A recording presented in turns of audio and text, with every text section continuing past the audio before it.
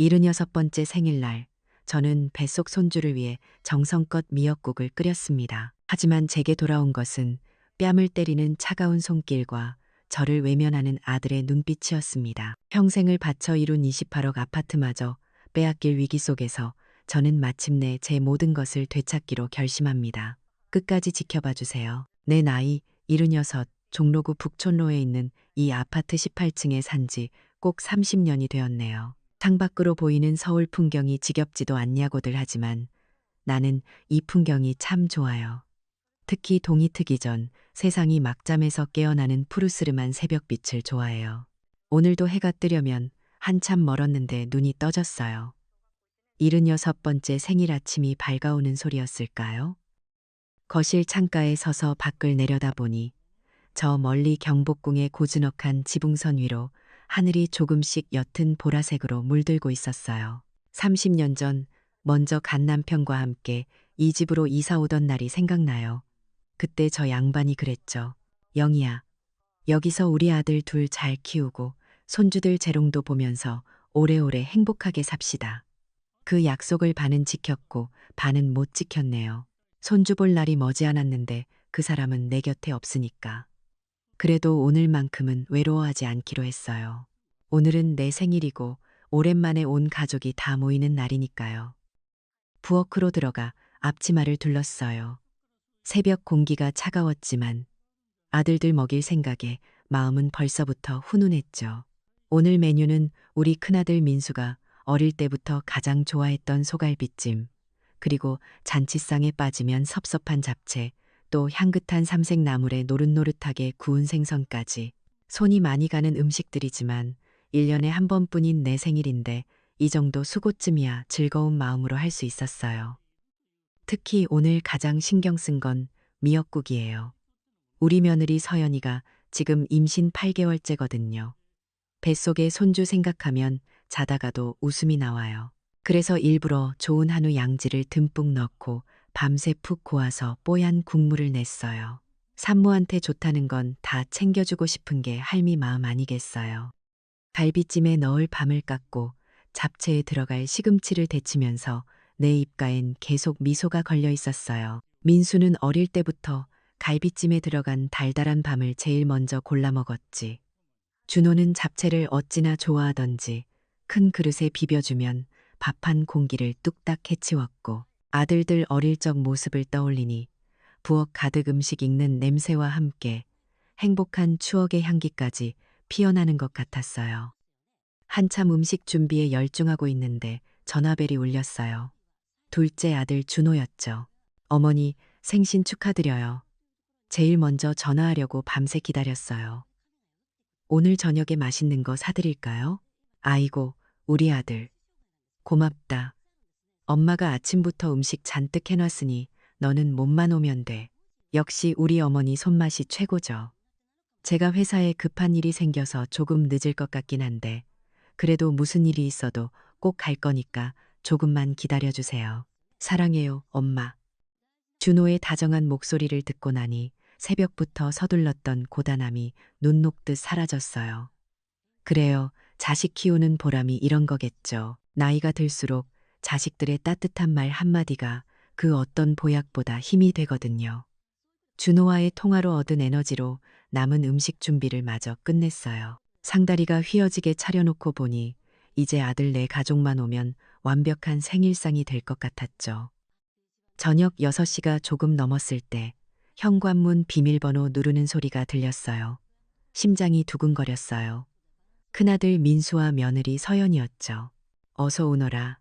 길 막히지 않았어? 나는 활짝 웃으며 그들을 맞았지만 두 사람의 얼굴은 이상하리만치 굳어 있었어요. 축하한다는 말은커녕 가벼운 목례만 하고는 거실로 휙 들어가 버렸죠. 분위기가 순식간에 싸늘하게 얼어붙는 것 같았어요. 민수는 겉옷을 벗어 소파에 아무렇게나 던져놓고는 텔레비전을 켜고 스마트폰만 들여다보기 시작했어요. 화면에는 온통 알록달록한 그래프와 숫자들 뿐이었는데 아마 부동산 뉴스 같은 거였겠죠. 나와는 눈도 마주치지 않으려는 아들의 모습이 무척이나 낯설게 느껴졌어요.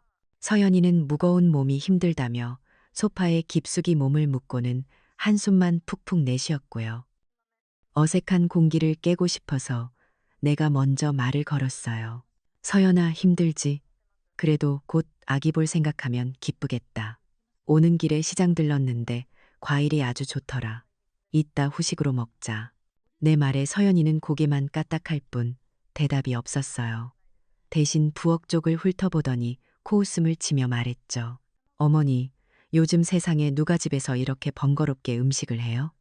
그냥 배달 앱으로 시키면 간편하고 맛있는 것도 많은데 생일이 뭐 그리 대단한 거라고 사람 피곤하게 만드세요. 그 말은 단순한 불평이 아니었어요. 내 정성과 노력을 시대에 뒤떨어진 고리타분한 것으로 만들어버리는 날카로운 비수 같았죠. 마음이 상했지만 임신한 아이를 봐서 억지로 웃으며 말했어요. 그래도 네가 임신 중이라 외식도 마음대로 못할 것 같아서 집에서 준비한 거야. 뱃속 아기한테도 집밥이 더 좋지 않겠니? 나는 애써 차린 음식들을 식탁으로 내가기 시작했어요. 그리고 마지막으로 서연이를 위해 특별히 끓인 미역국을 작은 그릇에 정성껏 담아 그녀 앞으로 조심스럽게 내려놓았죠. 서연아, 이거 너랑 아기 생각하면서 아침부터 푹 끓인 미역국이야. 한 숟갈이라도 떠보렴. 그 순간이었어요. 서연이가 경멸이 가득한 눈으로 나를 쏘아보더니 신경질적으로 손을 휘저었어요.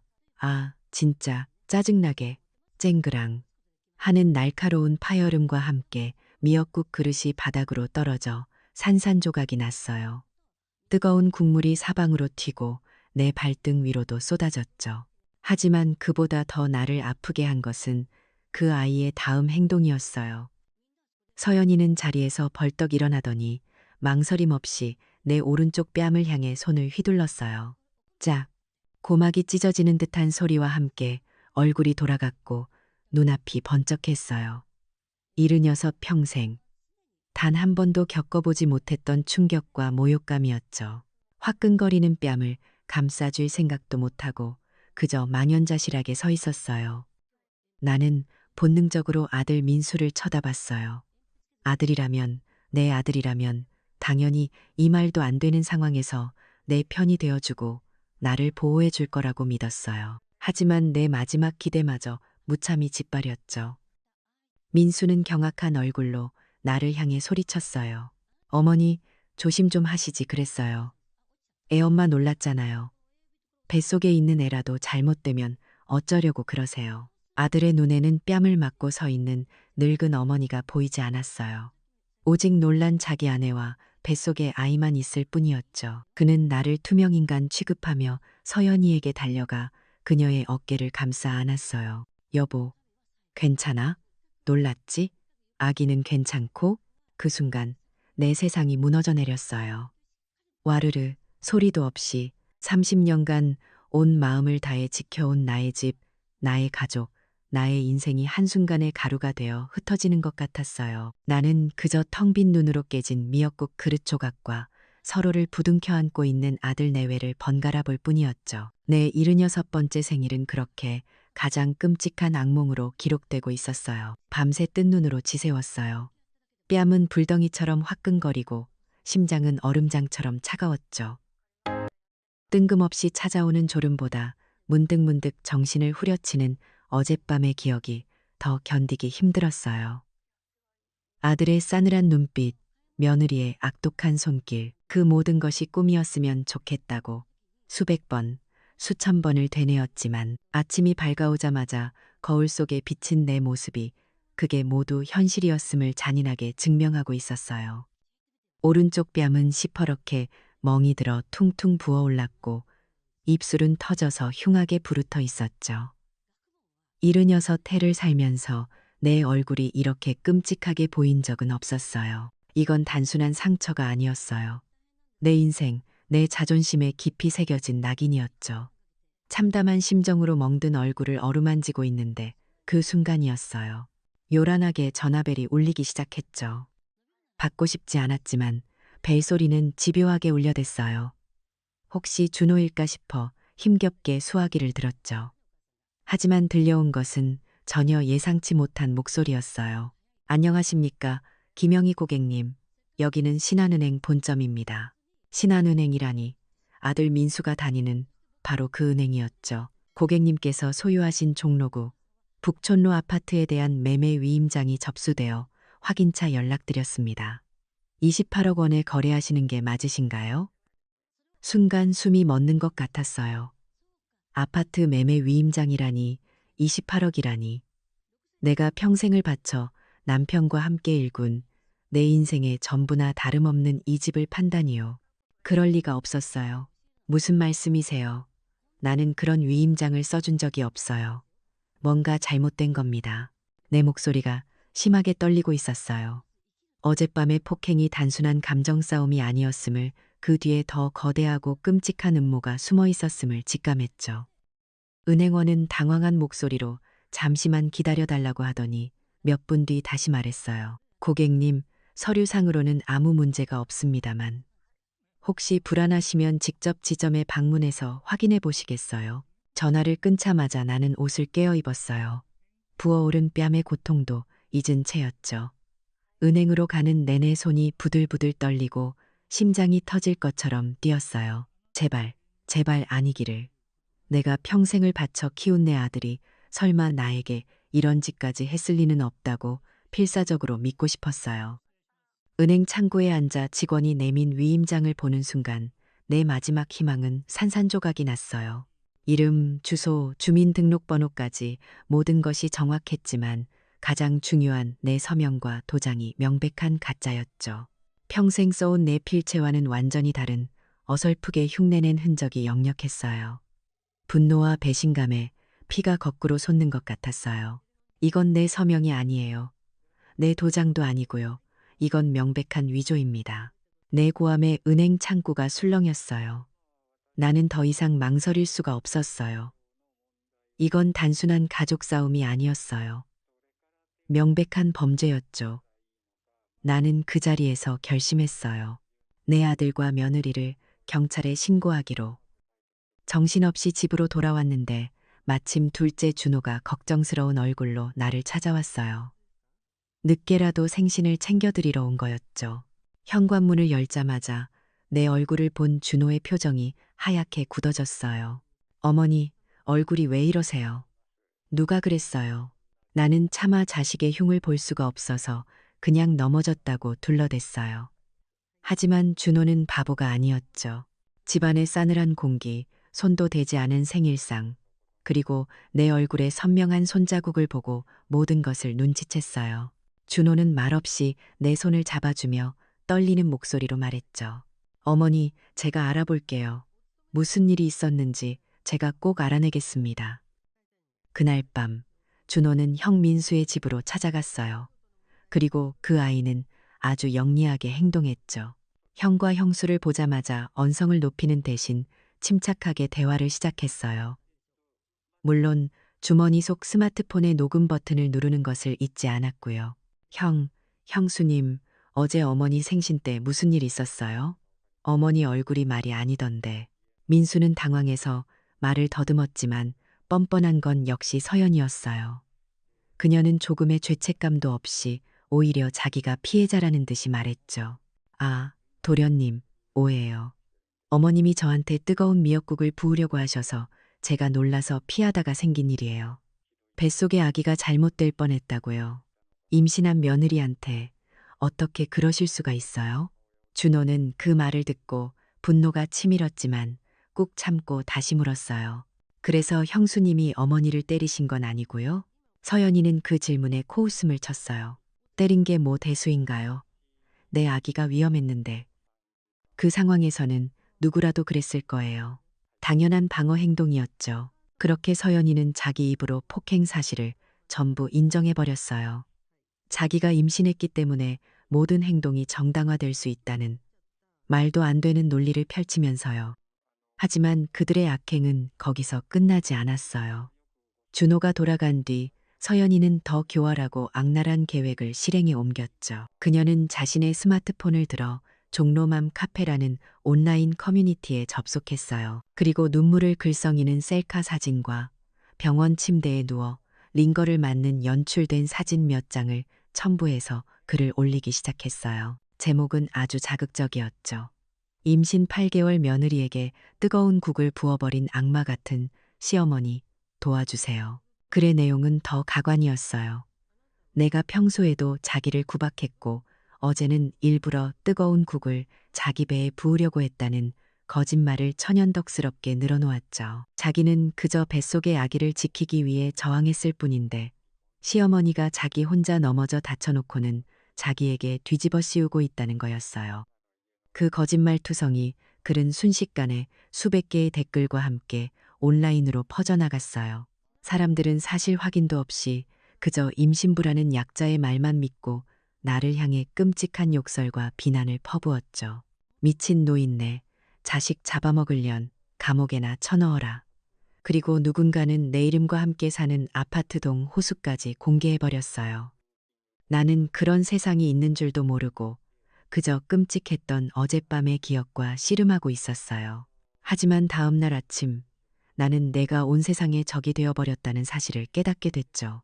현관문에는 누군가 던진 날달걀이 터져 흉측한 흔적을 남기고 있었고 그 옆에는 붉은색 레커로 학대범 당장 이사가라 라는 섬뜩한 글씨가 쓰여 있었어요. 복도에서 마주친 30년간 알고 지낸 이웃은 나를 벌레 보듯 피하며 황급히 자리를 떴어요. 내가 평생을 바쳐 가꾸어온 나의 집, 나의 동네가 하룻밤 사이에 나를 가두는 감옥이자 나를 심판하는 지옥으로 변해버린 거였어요. 나는 이제 어디로도 갈 곳이 없었어요. 완전히 혼자였죠. 준호와 함께 종로경찰서로 향하는 길은 멀고도 험하게 느껴졌어요. 내 평생 경찰서는커녕 파출소 문턱 한 번 넘어본 적 없이 살아왔는데 내 아들과 며느리를 내 손으로 신고해야 하는 이 기막힌 현실이 믿기지 않았죠. 조사실의 차가운 공기는 내 뼛속까지 시리게 만드는 것 같았어요. 잠시 후 민수와 서연이가 들어왔는데 그 모습이 참 가관이었어요. 서연이는 금방이라도 쓰러질 것처럼 배를 감싸 안고는 가쁜 숨을 몰아쉬었고 민수는 그런 아내를 부축하며 마치 세상에서 가장 헌신적인 남편인 양연기를 하고 있었죠. 대질 조사가 시작되자 그들의 거짓말은 더욱 대담해졌어요. 어머니가 요즘 부쩍 깜빡깜빡 하시는 일이 잦으세요.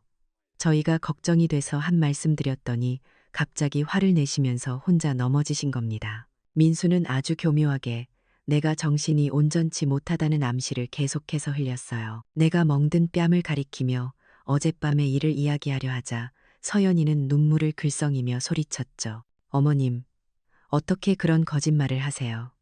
제가 임신한 몸으로 어머님을 어떻게 때려요? 그 아이의 연기력은 정말이지 혀를 내두를 정도였어요.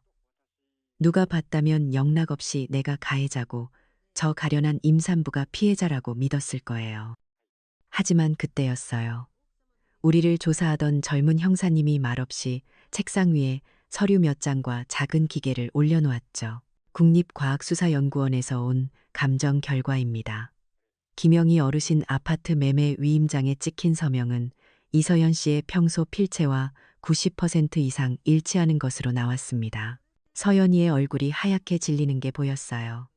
형사님은 멈추지 않았어요. 그리고 이건 제출하신 녹음 파일의 음성 분석 결과입니다. 어떤 편집이나 조작의 흔적도 발견되지 않았습니다. 형사님이 재생 버튼을 누르자 조사실에는 서연이의 목소리가 선명하게 울려 퍼졌죠. 때린 게 뭐 대수인가요? 내 아기가 위험했는데. 그 목소리를 듣는 민수의 얼굴은 잿빛으로 변해갔어요. 마지막으로 형사님은 병원 진료 기록 한 장을 더 꺼내 놓았어요. 위임장이 위조된 날 김영희 어르신은 무릎 통증으로 병원에서 진료를 받고 계셨던 것도 확인됐습니다. 모든 거짓말이 벗겨지는 순간이었어요. 더 이상 어떤 변명도 통하지 않는 명백한 증거들 앞에서 두 아이는 아무 말도 하지 못했죠. 결국 형사님은 폭행 및 사문서 위조 혐의로 사건을 검찰에 송치하겠다고 선언했어요. 조사실을 나오면서 나는 잠시나마 안도의 한숨을 내쉴 수 있었어요. 진실은 결국 밝혀지는구나. 하지만 그 안도감은 그리 오래가지 않았어요.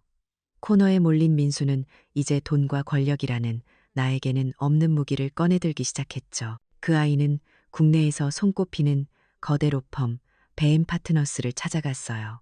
제가 평생 들어본 적도 없는 수임료만 해도 수억 원에 달한다는 그런 곳을요. 서초동 법조타운에 있다는 그 로펌의 사무실은 분명 대리석으로 번쩍이고 높은 천장을 가진 나 같은 늙은이는 감히 발도 들여놓을 수 없는 곳이었겠죠.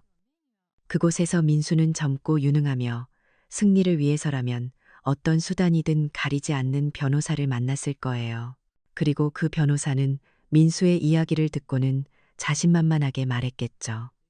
걱정 마십시오. 폭행이나 사문서 위조는 중요한 게 아닙니다. 이 사건의 본질을 바꾸면 됩니다. 어머님의 정신 이상으로 인한 안타까운 해프닝으로 말이죠. 그들은 치밀하고 조직적으로 움직이기 시작했어요. 잊지도 않은 나의 정신과 상담 기록을 위조하고 법원에 나를 성년 후견인 지정 대상으로 신청했어요. 내가 스스로를 돌볼 능력이 없으니 아들인 자기가 나의 모든 법적 권리와 재산을 관리해야 한다는 끔찍한 내용이었죠. 심지어 언론에 흘릴 자료까지 준비했어요. 치매 노모를 둘러싼 안타까운 가족의 비극 같은 자극적인 제목을 달아서요. 그들의 공격은 법정에서만 이루어진 게 아니었어요. 싸움터는 다시 내가 사는 이 아파트로 옮겨왔죠. 민수는 마치 효자라도 된 것처럼 30년간 알고 지낸 이웃들을 일일이 찾아다니며 눈물로 호소했어요. 저희 어머니가 걱정돼서 이러는 겁니다. 요즘 자꾸 이상한 말씀을 하시고 사람도 못 알아보셔서 저희가 재산을 안전하게 지켜드리려는 거예요. 저희 어머니 좀 잘 부탁드립니다. 그 아이의 악어의 눈물에 사람들의 마음이 흔들리기 시작했어요. 어제까지만 해도 내게 동정의 눈빛을 보내던 이웃들이 이제는 나를 이상한 사람 혹은 불쌍하고 가여운 사람으로 보기 시작했죠. 복도에서 마주치면 어색하게 눈을 피했고 수군거리는 소리가 등 뒤에서 들려왔어요. 글쎄, 김영희 할머니가 정말 치매래. 아들이 저렇게까지 하는 거 보면 뭔가 있긴 있나 봐. 나를 지지해주던 단단한 공동체에 그렇게 금이 가기 시작했어요. 그리고 마침내 올 것이 오고야 말았어요. 며칠 뒤 우편함에는 법원에서 온등기 우편이 꽂혀 있었죠. 성년 후견 개시, 심판 청구에 따른 신문 기일 통지서. 그 차가운 활자들을 읽어내려가는 순간 나는 뺨을 맞았을 때보다 더한 모멸감에 휩싸였어요. 이건 단순히 재산을 빼앗기는 문제가 아니었어요. 나의 지난 76년의 삶, 나의 생각, 나의 기억, 나의 존재 자체를 부정당하는 일이었으니까요. 나는 이제 법정에 서서 내가 미치지 않았다는 것을, 내 정신이 온전하다는 것을 스스로 증명해야만 했어요. 아들이 파놓은 치매 노인이라는 끔찍한 함정 속에서 내 인생을 건 가장 외롭고 처절한 싸움을 시작해야만 하는 거였죠. 법원에서 온 통지서를 받아든 그 순간 내 안에 무언가가 툭 하고 끊어지는 소리가 들렸어요. 슬픔이나 분노 같은 감정은 이미 다 타버리고 차가운 잿더미만 남은 것 같았죠. 내 아들이 내 존재를 지워버리려 하고 있었어요. 하지만 이상하게도 그 끔찍한 모멸감의 끝에서 아주 작고 차가운 불씨 하나가 살아나기 시작했어요. 그래, 이대로 제가 되어 사라질 수는 없다는 마지막 오기 같은 거였죠. 준호는 나보다 더 분해하고 있었어요. 그 거대한 뱀 파트너스라는 이름 앞에서 우리 모자는 그저 다윗 앞에 골리앗처럼 느껴졌겠죠. 하지만 준호는 포기하지 않았어요. 밤낮으로 인터넷을 뒤지고 수소문한 끝에 한 사람을 찾아냈어요. 대형 로펌의 화려한 경력을 버리고 노인 인권 문제를 전문으로 다루는 공익 변호사 박주미 씨였어요. 우리가 찾아간 그녀의 사무실은 서초동의 높고 웅장한 건물들 틈에 자리한 아주 작고 소박한 공간이었어요. 하지만 그곳은 내가 상상했던 베엔 파트너스의 화려한 사무실보다 훨씬 더 따뜻하고 단단한 기운으로 가득 차 있었죠. 박 변호사님은 내 이야기를 듣는 내내 그저 의뢰인의 사건을 듣는 것이 아니라 마치 자기 할머니의 이야기를 듣는 것처럼 함께 아파하고 분노해 주었어요. 그녀의 할머니께서도 예전에 비슷한 사기를 당해 평생 모은 재산을 잃고 큰 상처를 받으셨다고 하더군요. 그 일이 그녀를 이 길로 이끈 거였어요. 내 이야기를 다 들은 박 변호사님은 내 손을 꼭 잡으며 말했어요. 어머님, 이건 단순한 재산 싸움이 아니에요. 이건 어머님의 인격과 지난 76년의 삶, 그리고 존엄성을 지키기 위한 전쟁입니다. 절대 혼자라고 생각하지 마세요. 그 말을 듣는 순간 눈물이 핑 돌았어요. 내 편이 있다는 것, 내 아픔을 이해해주는 사람이 있다는 사실만으로도 큰 위로가 되었죠. 그녀는 우리에게 첫 번째 방패를 만들어 주었어요. 바로 부동산 관리 신탁이었어요. 내 이름으로 된 아파트를 법적으로 신탁회사에 맡겨서 설령 민수가 성년 후견인 자격을 얻더라도 마음대로 처분할 수 없게 만드는 장치였죠. 법이라는 것이 나를 공격하는 창이 될 수도 있지만 이렇게 나를 지키는 방패가 될 수도 있다는 것을 처음 알았어요. 며칠 뒤 나는 준호, 그리고 박 변호사님과 함께 여의도에 있는 한 신탁 회사를 찾아갔어요. 통유리창 너머로 한강이 내려다 보이는 번쩍이는 건물이었죠. 수십 장에 달하는 계약서 앞에서 잠시 망설여졌어요.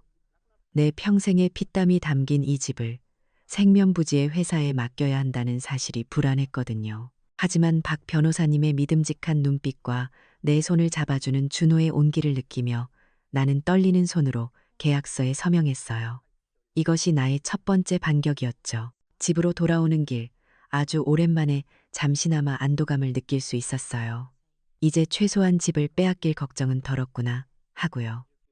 하지만 그 평화는 딱 이틀 만에 깨지고 말았어요. 또다시 법원에서 등기우편이 날아왔거든요. 이번에는 민수가 내가 맺은 신탁 계약을 무효로 해달라며 새로운 소송을 제기했다는 내용이었어요. 그들의 공격은 정말이지 집요하고 신속했어요. 내가 방패를 들자마자 그 방패를 부수기 위한 새로운 창을 들고 달려든 셈이었죠. 그날 저녁, 박 변호사님 사무실에 다시 모였어요. 박 변호사님은 컴퓨터 화면을 보여주며 침착하게 상황을 분석하기 시작했죠. 그녀는 온라인 판례 검색 시스템과 뉴스 기사들을 통해 베엔 파트너스가 과거의 비슷한 사건들에서 어떤 수법을 써왔는지를 낱낱이 파헤치고 있었어요. 그들의 전략은 아주 교활하면서도 예측 가능해요. 일단 어머님을 어떻게든 법정의 증인으로 세우려 할 겁니다. 그리고는 아주 사소하고 모욕적인 질문들을 던져서 어머님을 당황하게 만들고 마치 정말로 기억력에 문제가 있는 것처럼 보이게 연출할 거예요. 동시에 언론에는 치매 노모를 둘러싼 안타까운 재산 다툼이라는 식의 자극적인 기사를 터뜨려서 여론을 자기들 편으로 만들겠죠. 박 변호사님은 구체적인 예상 질문들까지 이야기해 주었어요. 어머님, 어제 저녁 식사로는 뭘 드셨습니까? 3주 전 화요일의 날씨는 어땠는지 기억나세요? 등등. 상상만 해도 피가 거꾸로 솟는 인격살인과 다름없는 신문이었죠. 나는 앞으로 시작될 싸움이 얼마나 추악하고 힘겨울지를 비로소 실감할 수 있었어요. 모든 설명을 마친 박 변호사님은 잠시 침묵하더니 나를 보며 조심스럽게 말했어요. 어머님, 정말 힘든 싸움이 될 겁니다. 어머님께서 겪으셔야 할 상처도 클 거고요. 만약 힘드시다면 지금이라도 포기하셔도 괜찮습니다.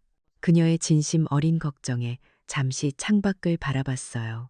사무실 창 너머로 보이는 서초동의 밤은 수많은 불빛들로 화려했지만 그 속에서 벌어지는 일들은 얼마나 차갑고 비정한지요. 나는 조용히 고개를 돌려 박 변호사님과 준호를 바라봤어요. 그리고 아주 천천히, 하지만 그 어느 때보다 단단한 목소리로 말했죠. 아니요, 내 인생을, 내 정신을 내가 지켜야지요. 싸우겠습니다. 끝까지. 그 순간 내 눈빛은 더 이상 상처받고 슬퍼하던 피해자의 눈빛이 아니었어요. 모든 것을 걸고 싸우기로 결심한 전사의 눈빛으로 변해 있었어요. 결전의 날, 서울중앙지방법원 314호 법정의 공기는 유난히 무겁고 차가웠어요. 방청석은 그야말로 발 디딜 틈 없이 꽉 들어차 있었죠. 나를 악마 같은 시어머니라고 비난하던 종로맘 카페 회원들의 날선, 눈빛, 자극적인 기삿거리를 찾아온 기자들의 번뜩이는 눈, 그리고 내 아들의 거짓 눈물에 속아 나를 외면했던 이웃들의 복잡한 얼굴까지. 그 모든 시선이 창처럼 날아와 내 심장에 밝히는 것 같았어요. 저 건너편에는 내 아들 민수와 며느리 서연이가 앉아 있었어요. 민수는 수억 원짜리라는 최고급 양복을 빼입고 국내 최고 로펌 베엠 파트너스의 변호인단에 둘러싸여 아주 자신만만한 표정이었죠. 서연이는 이제 누가 봐도 만삭인 배를 힘겹게 감싸 안은 채 금방이라도 쓰러질 듯 가련한 표정으로 고개를 숙이고 있었어요. 마지막 순간까지 완벽한 피해자를 연기하고 있는 거였죠. 나는 준호와 박주미 변호사님의 부축을 받으며 그들과 마주보는 자리에 조용히 앉았어요. 길고 길었던 싸움의 종지부를 찍을 시간이 다가오고 있었어요. 잠시 후 법정의 모든 소음이 거짓말처럼 멎었어요. 날카로운 눈빛과 다부진 인매를 가진 58살의 박 판사님이 법대에 오르는 순간이었죠. 그 어떤 사사로운 감정도 허용하지 않겠다는 듯한 그의 엄숙한 기운이 법정 전체를 압도했어요. 판사님은 두꺼운 판결문 뭉치를 천천히 넘기며 나지막하지만 법정 안의 모든 사람이 들을 수 있을 만큼 또렷한 목소리로 입을 열었어요. 지금부터 피고인 김민수, 이서연에 대한 판결을 선고하겠습니다. 먼저 피고인 측은 피해자 김영희 씨의 정신적 문제를 지속적으로 주장해왔습니다. 성년후견인 지정 신청까지 하며 이 모든 사건이 피해자의 온전치 못한 판단 능력에서 비롯된 안타까운 해프닝이라 변론했지요. 판사님은 잠시 말을 멈추고 민수 측 변호인단을 쏘아봤어요. 하지만 본 법원의 사실조회 결과 피고인 측이 증거로 제출한 정신감정 기록은 해당 병원에서 발급된 사실이 없는 것으로 확인되었습니다. 이는 명백한 사문서 위조이며 재판부를 기만하려는 매우 불손한 시도입니다. 방청석에서 나지막한 탄식이 터져 나왔어요. 그들이 쌓아 올린 거짓의 성벽에 첫 번째 균열이 생기는 순간이었죠. 판사님은 이어서 준호가 제출했던 녹음 파일에 대해 언급했어요. 또한 국립과학수사연구원의 음성 분석 결과 증거로 제출된 녹음 파일은 그 어떤 편집이나 조작의 흔적이 없는 원본임이 증명되었습니다. 파일 속에서 피고 이서연은 명확하게 폭행 사실을 인정하고 있습니다. 마지막으로 판사님은 나를 사회적으로 매장시켰던 종로맘 카페 게시글을 손에 들었어요. 피고 이서연은 온라인 커뮤니티에 허위 사실을 유포하여 피해자의 명예를 심각하게 훼손했습니다.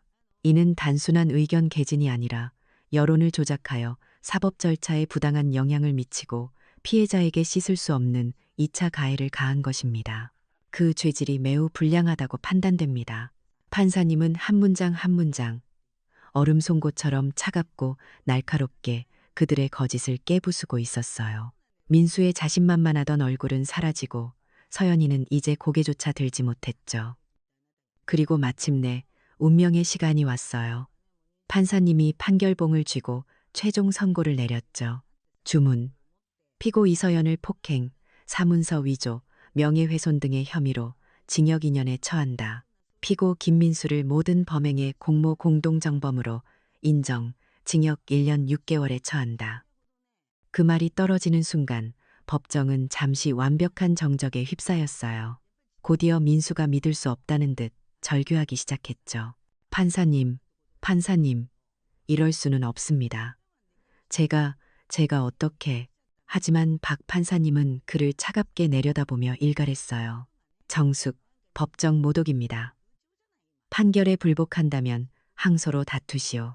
그 말이 끝나기가 무섭게 법정 경위 두 사람이 다가와 민수의 양팔을 붙잡았어요. 철컥하는 소리와 함께 민수의 손목에 차가운 수갑이 채워지는 장면이 마치 느린 화면처럼 내 눈에 들어왔어요. 서연이는 그 자리에 힘없이 주저앉아 아이처럼 큰 소리로 울기 시작했죠. 모든 것이 끝난 거였어요. 법정 밖으로 나오자마자 수십 개의 카메라 플래시가 폭죽처럼 터졌어요. 그날 저녁 모든 뉴스와 신문 일면은 내 아들과 며느리의 이야기로 도배되었죠. 그리고 그들의 진짜 몰락은 그때부터 시작되었어요. 신한은행은 즉시 긴급 이사회를 소집하여 은행의 명예를 실추시킨 김민수를 파면 조치했어요. 그가 그토록 목을 매던 연말 보너스와 스톡옵션도 전부 무효가 되었죠. 화장품 회사 더페이스샵은 기업 이미지에 막대한 타격을 입었다며 이서영과의 모델 계약을 파기하고 수억 원에 달하는 위약금 청구 소송을 제기했어요. 그들이 자랑하던 강남의 초호화 펜트하우스는 압류되었고 값비싼 외제차와 명품들도 모두 팔려나갔어요. 한순간에 모든 것을 잃어버린 거죠. 한 달 뒤 그들은 모든 것을 포기하고 항소를 취하했다는 소식이 들려왔어요. 그들이 쌓아 올렸던 화려하지만 부실했던 거짓의 성은 그렇게 완전히 무너져 내린 거였어요. 재판이 끝나고 모든 것이 제자리로 돌아온 것 같았지만 사실 아무것도 예전 같지 않았어요. 텅 빈 종로의 아파트에 홀로 앉아 있으니 승리의 기쁨보다는 깊은 허무함이 파도처럼 밀려왔죠. 창밖으로 보이는 서울의 야경은 여전히 화려했지만 수많은 불빛 속에 내가 기댈 곳은 하나도 없는 것처럼 느껴졌어요. 저 불빛 어딘가에서는 사람들이 웃고 사랑하고 살아가고 있겠죠. 하지만 이 집은, 지난 30년의 추억이 담긴 이 집은 이제 나에게 너무 많은 눈물과 아픔을 떠올리게 하는 상처가 되어버렸어요. 나는 조용히 수화기를 들어 박주미 변호사님에게 전화했어요. 변호사님, 저예요. 부탁 하나만 들어주세요. 이 집을 팔아주세요. 이제는 다 정리하고 떠나고 싶어요. 그렇게 나는 과거와의 작별을 준비하기 시작했어요. 30년 세월의 흔적이 켜켜이 쌓인 짐들을 하나씩 정리하는 일은 내 삶의 한 페이지를 뜯어내는 것처럼 아팠지만 꼭 필요한 과정이었죠. 장롱 깊숙한 곳에서 낡은 앨범 하나를 발견했어요. 앨범을 펼치니 갓 결혼해서 이 집으로 이사 오던 날 먼저 간 남편과 함께 찍은 흑백 사진이 있었어요. 사진 속의 젊은 우리는 참으로 행복하게 웃고 있었죠. 그 사진을 어루만지는데 나도 모르게 눈물이 흘러내렸어요. 하지만 그 눈물은 더 이상 슬픔이나 회한의 눈물이 아니었어요. 내 모든 과거를 깨끗이 씻어내고 온전히 떠나보내는 정화의 눈물이었죠. 준호와 함께 서울을 떠나 새로운 보금자리를 찾아 나섰어요. 우리는 여러 곳을 둘러본 끝에 경기도 가평의 한적한 시골 마을에 있는 작은 목조 주택을 발견했죠. 마당에는 아담한 텃밭이 딸려 있었고 창문 너머로는 푸른 유명산 자락과 맑은 북한강 줄기가 그림처럼 펼쳐져 있었어요. 서울의 28억짜리 아파트에 비하면 작고 소박하기 짝이 없었지만 내 마음은 그 어느 때보다 평화롭고 만족스러웠어요. 이곳이라면 나의 남은 생을 따뜻하게 보낼 수 있을 것 같았죠. 가평으로 이사 온 첫날 짐 정리를 하고 있는데 동네 아이들이 신기한 듯 집 주위를 맴돌았어요. 도시의 아이들과는 다른 맑고 순수한 눈빛이었죠. 나는 아이들을 향해 따뜻하게 웃어주며 미리 쪄놓았던 옥수수를 건넸어요. 아이들은 수줍게 옥수수를 받아들고는 이내 제잘거리며 맛있게 먹기 시작했죠. 그 모습을 보니 꽁꽁 얼어붙었던 내 마음이 사르르 녹아내리는 것 같았어요. 나는 곧 마을의 작은 도서관에서 아이들에게 옛날 이야기를 읽어주는 자원봉사를 시작했어요. 처음에는 어색해하던 아이들도 할머니의 실감 나는 목소리와 따뜻함에 금세 마음을 열었죠. 얼마 지나지 않아 아이들은 나를 영희 할머니라고 부르며 따르기 시작했어요. 그 이름을 들을 때마다 나는 내게 새로운 가족이 생긴 것 같은 기쁨을 느꼈어요. 텃밭에서 직접 키운 상추와 고추를 따서 이웃과 나누어 먹고 닷새마다 열리는 시골 장터 구경을 가고 가을이면 마을 사람들과 함께 작은 축제를 열기도 했어요. 도시에서는 잊고 살았던 사람 사이의 따뜻한 정을 다시 느끼게 된 거죠. 이제 나는 더 이상 스마트폰을 두려워하지 않아요. 밭에 심을 씨앗을 온라인으로 주문하기도 하고 주말마다 찾아오는 준호가 도서관 아이들과 영상 통화를 시켜주면 그렇게 즐거울 수가 없었어요.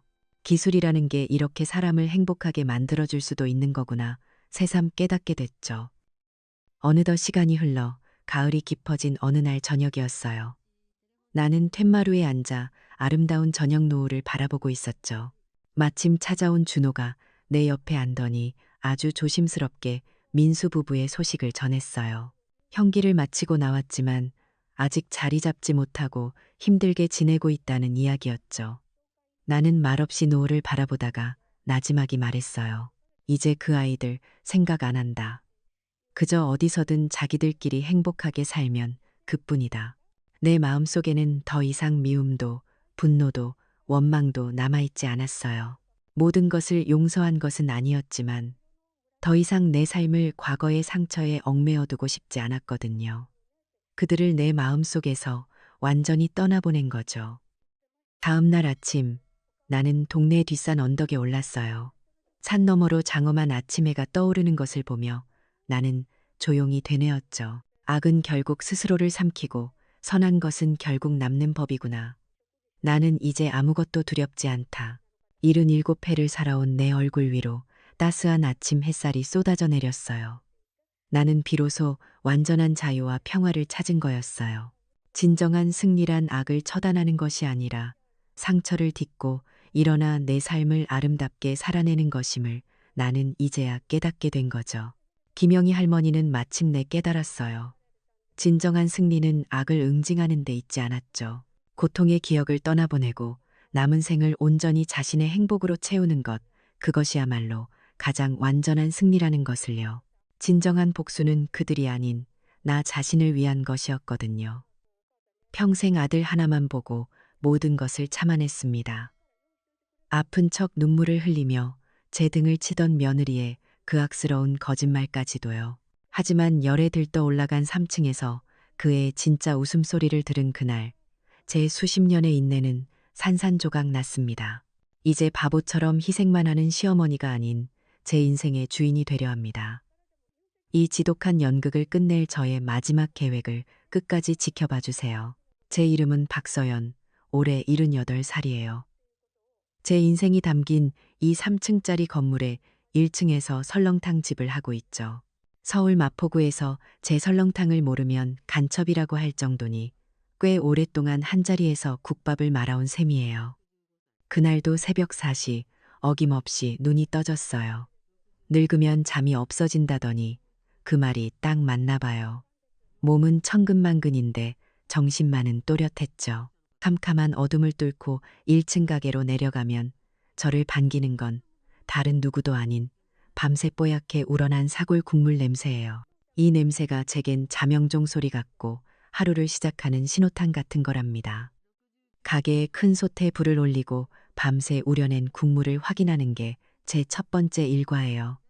남편이 살아있을 때부터 지켜온 원칙이죠. 국물 맛은 정성이고 정성은 시간이다.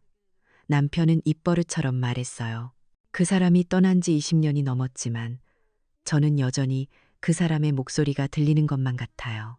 이 가게 구석구석 그 사람의 손때와 제 젊은 날의 땀방울이 묻어있지 않은 곳이 없거든요. 아침 6시가 되면 동네 단골들이 하나둘씩 가게 문을 열고 들어와요. 밤새 일하고 퇴근하는 택시기사 아저씨, 새벽 시장에서 장사하고 들어오는 과일가게 부부, 다들 저와 함께 나이 들어가는 이웃들이죠. 뜨끈한 국밥 한 그릇에 밥을 말아 후루룩 넘기는 소리를 듣고 있으면 고된 하루를 시작할 힘을 얻는 것 같아요. 피곤하긴 해도 누군가의 텅 빈 속을 든든하게 채워준다는 보람. 그게 제가 이 나이에도 새벽잠을 설치며 가게를 지키는 이유일 거예요. 하지만 제 하루는 가게 문을 닫는다고 끝나는 게 아니랍니다. 사실 그때부터 제 두 번째 하루가 시작되는 셈이죠. 바로 제 아들 지훈이네 가족의 엄마이자 할머니로서의 하루 말이에요. 저는 이 건물의 2층에 혼자 살고 3층은 아들 내외에게 공짜로 내줬어요. 결혼하고 전셋집을 전전하며 힘들어하는 게 안쓰러워서 들어와 살라고 했죠. 집세는커녕 전기세, 수도세 한 푼 받지 않았어요. 젊은 애들이 돈을 모으려면 한 푼이라도 아껴야 하니까요. 어미 된 마음이 다 그런 거 아니겠어요. 제 손녀서와 그 애가 제 기쁨이고 사는 낙이죠. 오후 4시 가게 일이 제일 바쁜 시간이지만 저는 앞치마를 벗고 서아의 초등학교 앞으로 달려가요. 할머니 하고 달려와 품에 안기는 아이를 보면 온몸의 피로가 다 녹아내리는 것 같아요. 아이를 데리고 집에 돌아와 간식을 챙겨주고 숙제를 봐주고 나면 어느새 저녁 준비할 시간이에요. 그때쯤이면 제 며느리 하윤이가 들어오죠. 하윤이는 원래 회사에 다녔는데 몇 달 전 회사가 어려워지면서 그만두게 됐어요. 지금은 집에서 쉬고 있고요. 하지만 집에 있다고 해서 살림을 하는 건 아니에요. 하윤이는 늘 피곤하다는 말을 입에 달고 살았고 잠이 많아서 제가 서아를 데리고 나간 오전에나 겨우 일어나더라고요. 가끔 서아의 태블릿으로 하윤이의 SNS를 보게 될 때가 있어요. 거기엔 제가 전혀 모르는 며느리의 모습이 있더군요. 제가 정성껏 차려준 저녁상 사진을 찍어서는 소박하지만 건강한 집밥, 주부 스타그램, 며느리 일상 이런 글과 함께 올려놓았더라고요. 그 사진 밑에는 친구들의 댓글이 가득했어요. 하윤이는 살림도 잘하네. 지훈이 장가 잘 갔다. 그 글들을 보고 있으면 마음 한구석이 아려왔어요.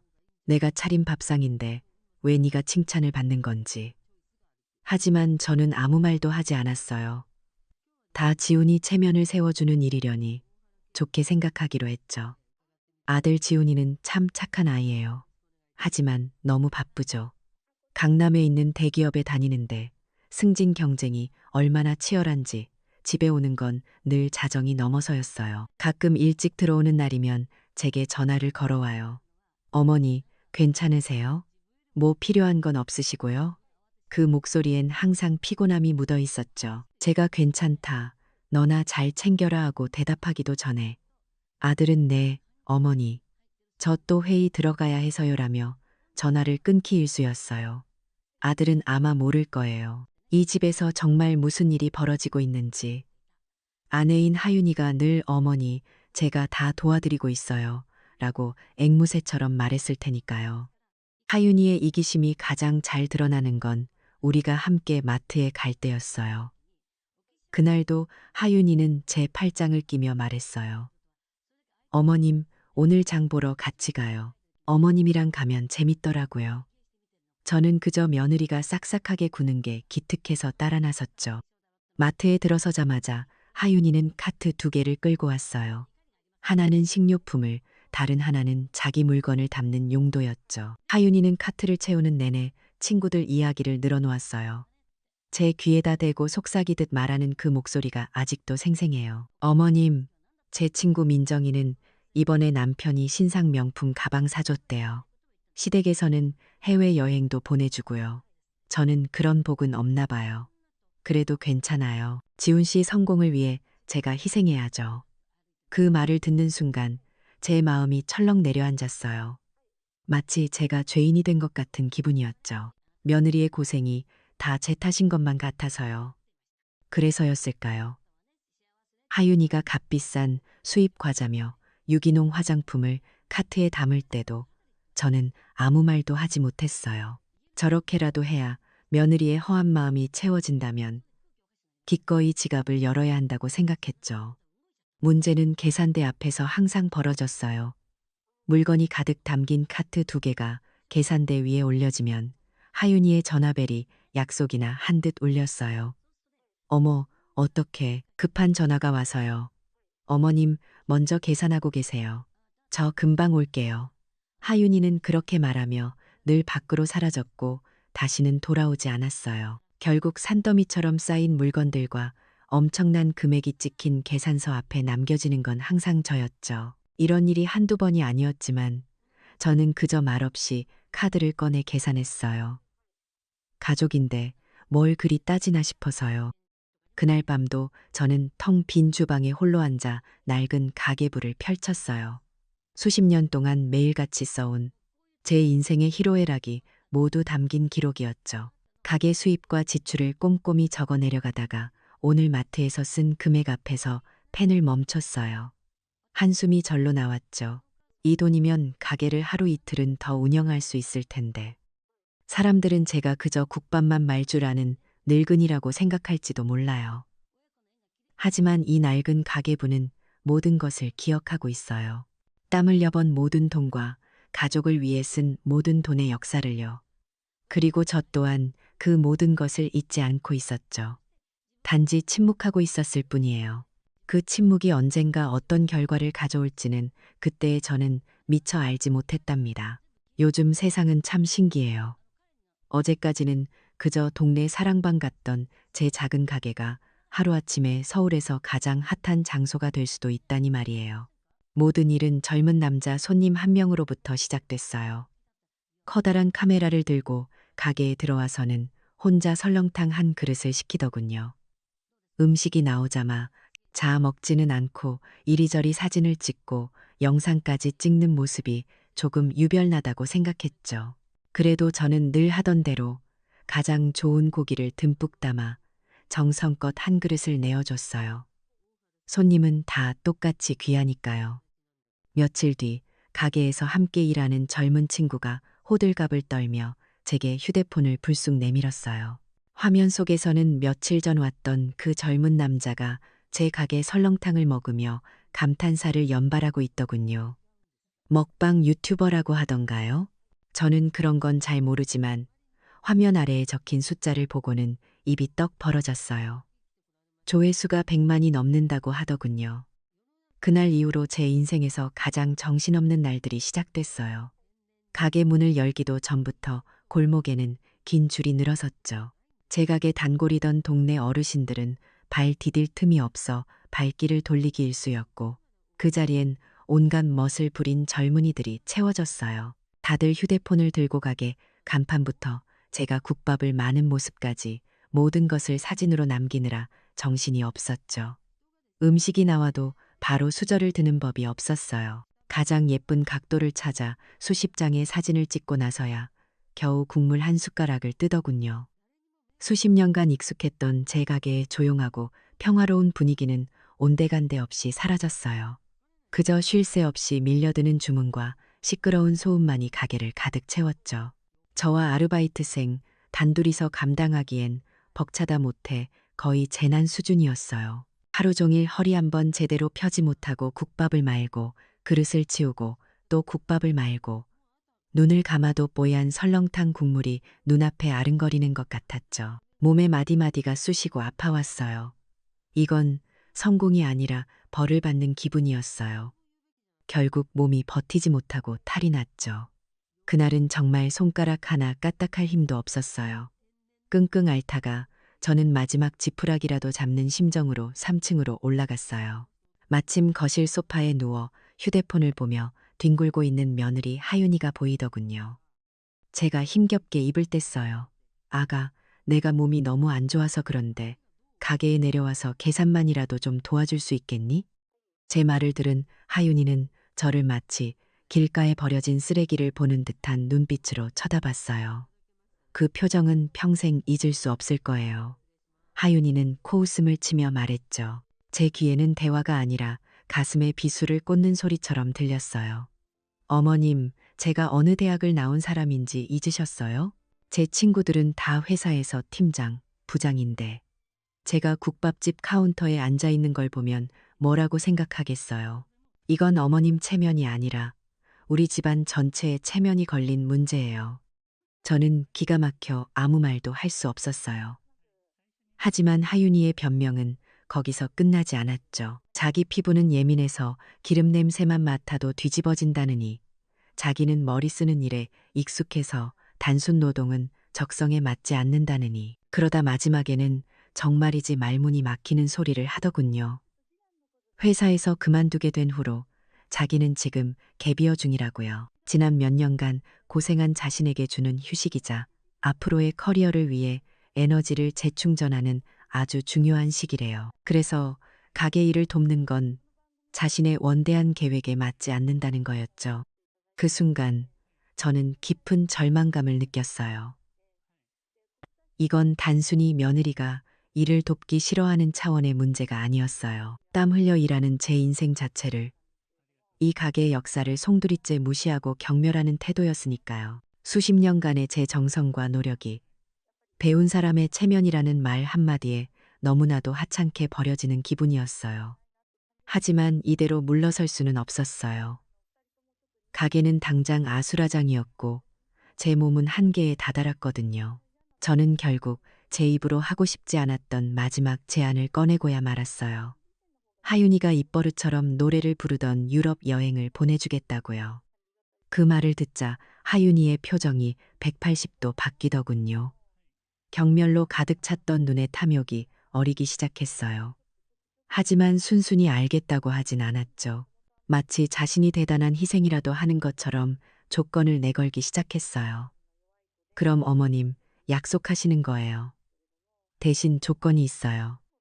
하윤이는 제게 일종의 구두 계약을 요구했어요.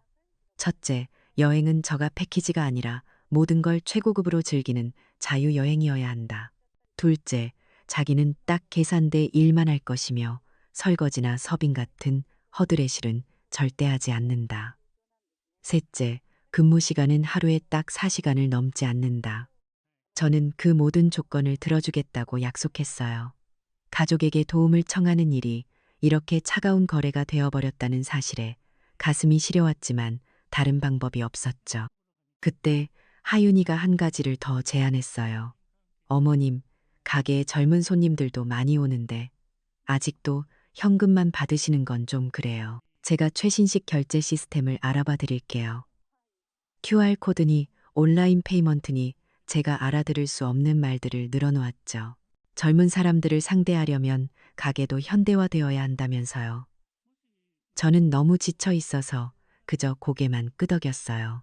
제 손으로 평생 일궈온 가게의 통제권을 조금씩 잃어가고 있다는 불안감이 엄습했지만 그땐 그걸 따질 기력조차 없었답니다.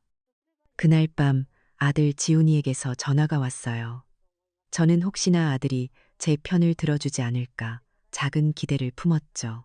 하지만 아들의 입에서 나온 말은 제 가슴에 더 큰 못을 박았어요. 어머니, 하윤이한테 다 들었어요. 하윤이 말이 맞아요. 걔가 어떻게 그런 일을 하겠어요. 너무 무리하게 시키지 마세요. 그리고 유럽 여행도 좋은 생각이에요. 그동안 하윤이도 마음고생 심했거든요. 전화기 너머로 들려오는 아들의 목소리는 너무나도 태평했어요. 저는 그만할 말을 잃고 말았죠. 제 고통과 희생은 아들의 눈에는 보이지 않는 모양이었어요. 그저 아내의 투정과 불평만이 들리는 거였죠. 전화를 끊고 저는 텅 빈 가게에 혼자 앉아 있었어요. 밖에서는 여전히 젊은이들이 가게 사진을 찍으며 웃고 떠들고 있었죠. 가게의 성공이 역설적으로 저를 가장 깊은 외로움 속으로 밀어넣고 있었어요. 평생을 바친 이 공간에서 그리고 내 모든 것이었던 가족 안에서 저는 철저히 혼자가 되어가고 있었습니다. 다음 날부터 하윤이는 마지못해 가게 계산대에 앉아있기 시작했어요. 하지만 그건 일을 돕는다고 할 수 있는 수준이 아니었죠. 차라리 없는 게 나을 뻔했어요. 며느리는 아침 십시가 다 되어서야 부스스한 얼굴로 내려와서는 자기가 좋아하는 연예인 기사를 검색하거나 친구들과 끝도 없이 메시지를 주고받는 게 일과의 전부였거든요. 손님들이 계산을 하려고 줄을 서 있어도 아랑곳하지 않았어요. 휴대폰에서 눈을 떼지 않은 채 건성으로 카드를 받고 거스름 돈을 던지듯 내주었죠. 얼굴에는 나는 이런 하찮은 일을 할 사람이 아니다라는 불만이 가득했어요. 그 표정을 보고 있자니 손님들에게 제가 다 미안해질 지경이었죠. 가게에 활기차던 분위기가 며느리 하나 때문에 차갑게 가라앉는 것 같았어요. 며칠 지나지 않아 더 큰 문제가 생기기 시작했어요. 하루 매출을 정산해 보면 꼭 돈이 비는 거예요. 처음에는 10,000원, 20,000원 정도라 바빠서 실수했나 보다 하고 제가 메워 넣었어요. 하지만 액수는 점점 커져갔죠. 제가 이상한 낌새를 눈치채고 넌지시 물어보면 하윤이는 자기가 설치한 그 복잡한 결제 시스템 탓을 했어요. 어머님, 요즘 시스템이 다 이래요. 가끔 오류가 나기도 하거든요. 어머님은 이런 거 잘 모르시잖아요. 라며 저를 시대에 뒤떨어진 늙은이 취급했죠. 제가 평생 돈 계산을 해온 사람인데 마치 아무것도 모르는 바보가 된 기분이었어요. 명백히 돈이 새고 있는데 그걸 증명할 방법이 없으니 답답해 미칠 노릇이었죠. 하윤이는 제가 자기를 의심한다는 걸 눈치챘을 거예요. 그러자 훨씬 더 교활하고 악랄한 계획을 꾸미기 시작했어요. 바로 제 가게에서 유일하게 제 편이 되어주던 아르바이트생 은지에게 모든 죄를 뒤집어 씌우는 거였죠. 어느 날 오후 하윤이가 갑자기 비명을 지르며 계산대 뒤에서 소란을 피웠어요. 자기가 아끼는 팔찌가 없어졌다면서요. 가게에 있던 모든 손님들의 시선이 집중됐죠. 저는 무슨 일이냐며 달려갔고 하윤이는 눈물을 글썽이며 제게 말했어요. 어머님, 제 팔찌가 없어졌어요. 분명히 여기 뒀는데 아무래도 이상해요. 그러더니 하윤이는 은지의 가방을 삿대질하며 지목했어요. 혹시 은지 씨 가방 좀 확인해 봐도 될까요? 순진한 은지는 자기는 절대 아니라며 얼굴이 하얘졌지만 하윤이는 막무가내였죠. 결국 손님들이 다 보는 앞에서 은지의 가방이 열렸고 그 안에서 하윤이의 팔찌가 나왔어요. 물론 그건 하윤이가 사람들의 눈을 피해 몰래 넣어둔 것이었겠죠. 나중에 알고 보니 그 팔찌는 명품도 아니고 길거리에서 산 몇천 원짜리 싸구려 장신구에 불과했어요. 하윤이는 기다렸다는 듯이 연기를 시작했어요. 어떻게 네가 내가 널 얼마나 믿었는데 라며 배신감에 몸부림치는 비련의 여주인공처럼 울부짖었죠. 손님들은 수군거리기 시작했고 은지를 도둑으로 몰아가는 분위기가 형성됐어요. 착하고 성실했던 은지는 그 자리에서 억울함과 수치심을 이기지 못하고 울음을 터뜨리며 가게를 뛰쳐나갔어요. 그렇게 저는 유일한 제 사람을, 제 유일한 조력자를 잃고 말았답니다. 이제 가게 일은 온전히 저와 하윤이의 몫이 되었죠. 물론 하윤이는 계산대에 앉아 있는 것 외에는 아무것도 하지 않았지만요. 은지가 나가자마자 하윤이는 자기가 어쩔 수 없이 더 많은 일을 하게 되었다며 불평을 늘어놓았어요. 그러던 어느 비 오는 날, 결국 사건이 터지고야 말았어요. 점심시간이 지나 한산해진 가게에서 하윤이가 손님이 나간 테이블을 마지못해 치우러 갔어요. 그리고는 갑자기 악 하는 비명과 함께 바닥에 요란하게 나뒹굴었죠. 제가 놀라서 달려가 보니 하윤이는 다리를 붙잡고 대굴대굴 구르며 아프다고 소리를 지르고 있었어요. 바닥에 물기가 있어서 미끄러졌어요. 어머님, 가게 관리 좀 잘하셔야죠. 위험하잖아요. 라며 모든 걸 제 탓으로 돌리더군요. 저는 급하게 119를 부를까 했지만 하윤이는 자기가 아는 병원이 있다며 아들 지훈이에게 전화를 걸었어요. 잠시 후 지훈이가 회사에서 반차까지 내고 달려왔고 하윤이를 부축해서 병원으로 향했죠. 제게는 걱정 말라는 말 한마디 없이 마치 제가 아내를 다치게 한 원흉인 것처럼 원망스러운 눈빛만 던지고서요. 그날 저녁 하윤이는 다리에 하얀 깁스를 한 채로 집에 돌아왔어요. 자기가 잘 아는 의사 친구가 있는 작은 정형외과에 다녀왔다고 하더군요. 의사가 발목뼈에 금이 갔다며 최소 2달은 절대 움직이면 안 된다고 했대요. 그리고 바로 그날 밤부터 하윤이의 소셜미디어에는 그녀의 효녀 코스프레가 극에 달한 게시물들이 올라오기 시작했어요. 저는 또 서아의 태블릿을 통해 그 참상을 목격했죠. 깁스를 한 자기 다리를 가장 아련한 각도로 찍은 사진과 함께 이런 글이 적혀 있었어요. 바쁜 시어머니를 돕다가 그만 사고를 당했어요. 몸은 아프지만 효도하다 다친 거니 괜찮아요. 빨리 나아서 다시 어머님 도와드려야 할 텐데 기도해 주세요. 그 게시물은 순식간에 퍼져나갔어요. 하윤이의 친구들은 물론이고 어떻게 알았는지 동네 사람들까지 좋아요를 누르고 위로의 댓글을 달았죠. 하윤 씨, 마음이 너무 예쁘네요. 요즘 저런 효부가 어딨어. 다음 날부터 저희 가게는 과일 바구니를 든 조문객들로 북적이기 시작했어요. 다들 하윤이를 위문하러 온 사람들이었죠. 그들은 3층에 올라가 하윤이의 손을 잡아주며 위로를 건넨 뒤 1층에 있는 제게 내려와서는 걱정스러운 얼굴로 한마디씩 툭툭 던졌어요. 사장님, 며느리가 아직 젊은데 몸조리 잘 시키셔야죠. 배운 사람한테 그런 험한 일을 시키면 쓰나. 그들의 눈빛과 말투에는 명백한 비난이 담겨 있었어요. 순식간에 저는 착한 며느리를 부려먹다 다치게 한 악독한 시어머니가 되어버렸죠. 저는 제 가게에서 제 이웃들에게 완벽하게 고립되었어요. 이제 제 하루는 지옥 그 자체였어요. 손님들로 미어터지는 가게 일을 혼자 감당해야 했고 서아도 돌봐야 했고 이제는 3층에 누워있는 중환자 시중까지 들어야 했으니까요. 하윤이는 침대에 누워 작은 종을 흔들며 저를 하녀처럼 부렸어요. 밥을 대령해라, 물을 가져와라, 화장실을 가야 하니 부축해라. 끝없는 요구사항에 저는 하루에 20번도 더 1층과 3층을 오르내려야 했죠. 결국 제 몸이 먼저 무너져 내렸어요. 며칠간의 과로와 스트레스가 한꺼번에 몰려왔나 봐요. 어느 날 저녁 주방에서 설거지를 하다가 현기증과 함께 온몸에 오한이 들었어요. 저는 비틀거리며 2층 제 방으로 올라와 그대로 침대에 쓰러졌죠. 온몸이 불덩이처럼 뜨거웠고 정신이 아득해졌어요. 그렇게 끙끙 앓으며 누워있는데 아래층 가게는 아수라장일 테고 손녀 서아는 혼자 TV를 보고 있겠죠.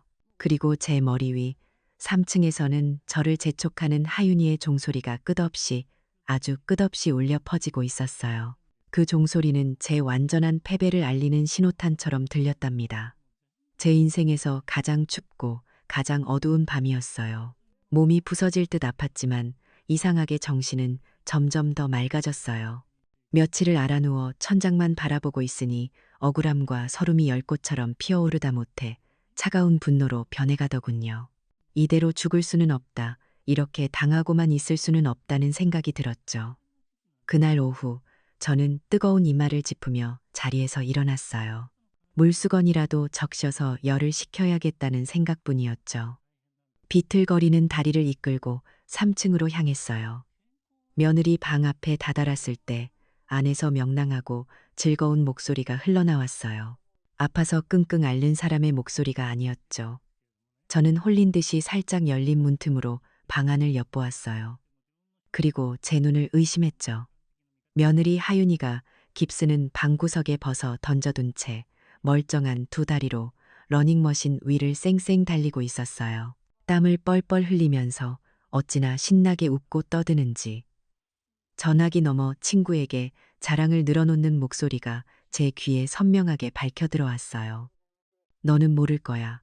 그 식당이 얼마나 냄새 나는지. 머리카락이랑 옷에 기름 냄새가 배어서 역겨워 죽겠다니까.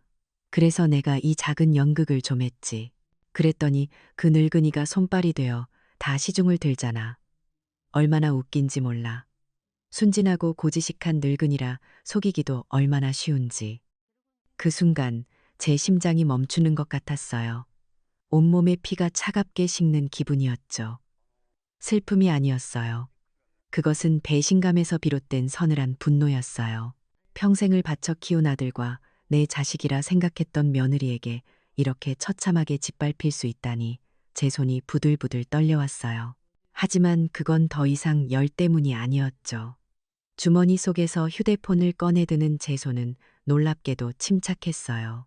저는 숨을 죽인 채 문이 작은 틈새로 렌즈를 밀어넣고 녹화 버튼을 눌렀어요.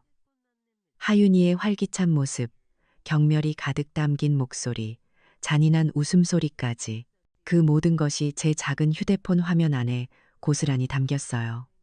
한때는 어렵고 낯설기만 했던 이 현대 문물이 이제 제 가장 강력한 무기가 되어주고 있었죠. 그날 밤 저는 한숨도 자지 않았어요.